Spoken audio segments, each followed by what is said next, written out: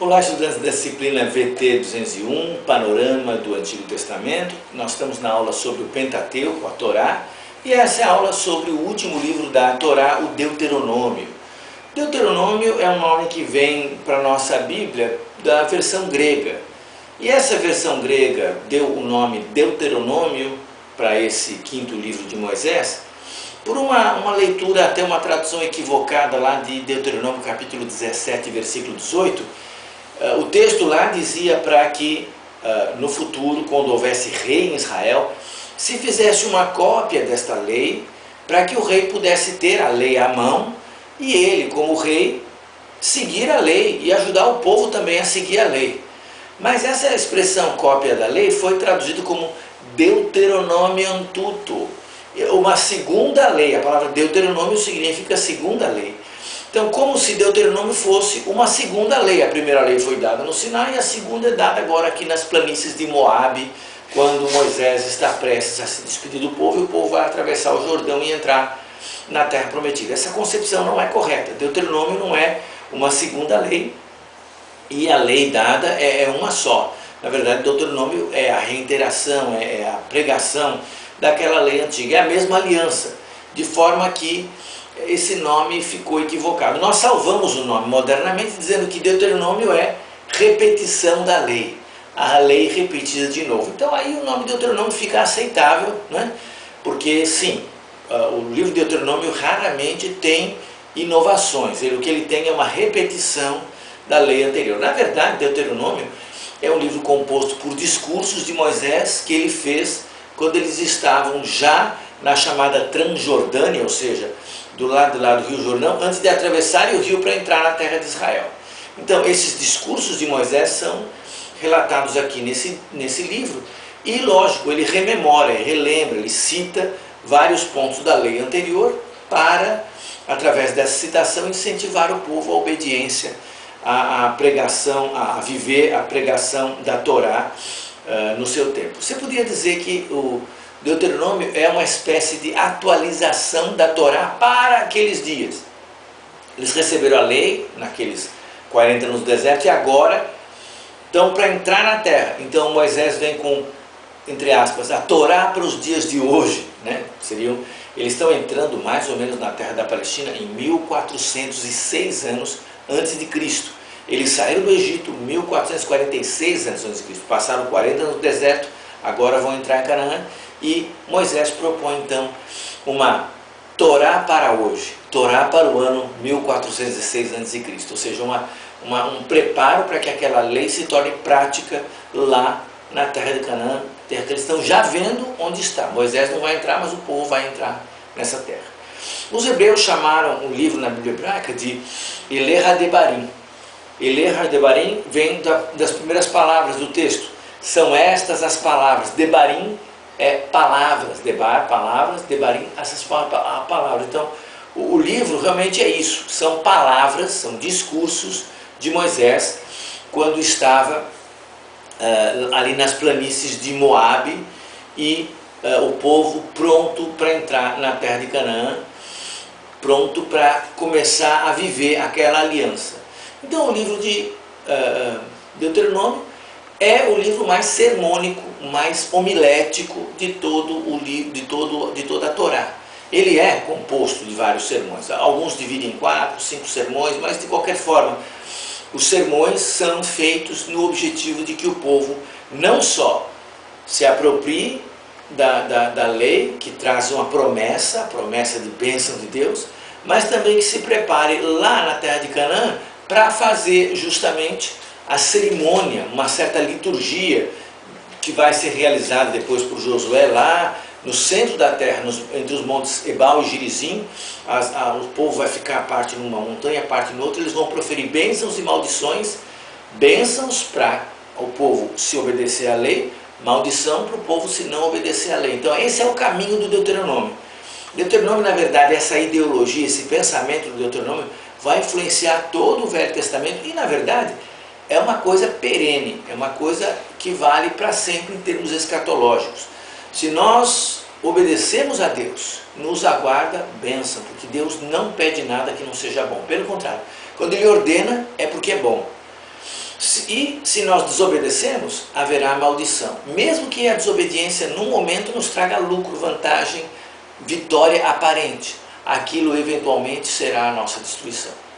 Então, embora alguns podem forçar isso para cair aí numa coisa meio crua, meio primária, meio de negociação, uma teologia de prosperidade, eu dou para Deus, Deus me devolve, eu tomo lá, dá cá, não é isso que o Deuteronômio propõe. Ele propõe em termos globais que a obediência a Deus é bênção e vai trazer bênção. Que a desobediência a Deus, sem dúvida, é uma maldição e vai trazer maldições. Os profetas leram esses dois caminhos que o livro do Deuteronômio propõe e escreveram toda a historiografia judaica posterior, israelita na verdade, né? Josué, Juízes, também Ruth, Samuel, Reis, todos esses livros que nós chamamos de históricos, mas que os judeus chamam de profetas anteriores, eles escreveram uma história de Israel baseada nesses princípios do Deuteronômio, tanto que os estudiosos da Bíblia chamam esses livros, que vão de Josué até Reis, né? Então, Josué, Juízes, Ruth, Samuel e Reis, eles chamam esses livros de história deuteronômica, porque é uma história do povo narrada do ponto de vista da aliança que Deus fez no Deuteronômio, que propunha bênção quando há obediência, castigo quando há desobediência. E até o castigo de Deus é bom, porque ele nos chama de volta à obediência. Na verdade, Deus sempre quer abençoar, até quando usa de disciplina, de castigo. O livro também tem uma característica muito interessante, Deuteronômio. Ele é esboçado, se você fizer um esboço do livro, ele se parece muito com os tratados de suzerania, os tratados entre um rei e um povo vassalo, um rei estrangeiro com um povo que não é o povo dele, mas que se tornou, vamos dizer assim, um povo servidor, um povo aliado, um povo dependente dele. Então esses tratados de suzerania do segundo milênio antes de Cristo, esses tratados foram mudando. No primeiro milênio já era diferente o modo de fazer esses tratados, mas os tratados do segundo milênio tinham mais ou menos esse formato.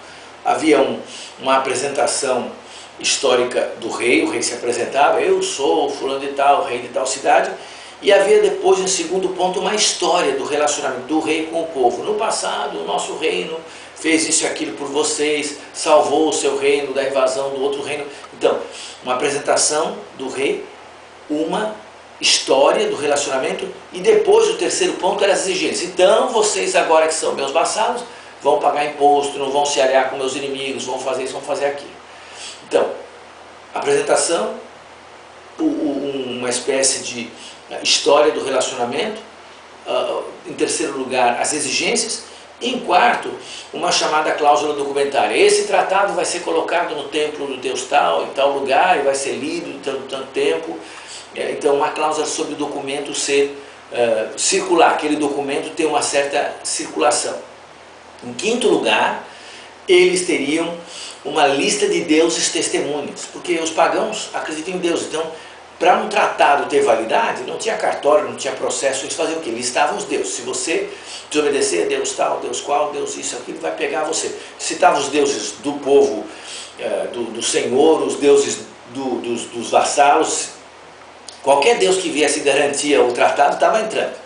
E aí, a sexta cláusula era justamente as bênçãos de manter o tratado, as maldições de quebrar o tratado. Então, com esse esboço de 6 pontos, que existia nesses tratados de suzerania no segundo milênio antes de Cristo, você aproxima do Deuteronômio e vê que a estrutura é quase igual. A única coisa que não tem é essa lista de deuses testemunhas, porque Israel tem um Deus só, o único testemunha é Deus mesmo. Deus às vezes toma o céu e a terra como testemunhas, mas não existem, não pode chamar deuses, não existem deuses. Deuses não têm validade.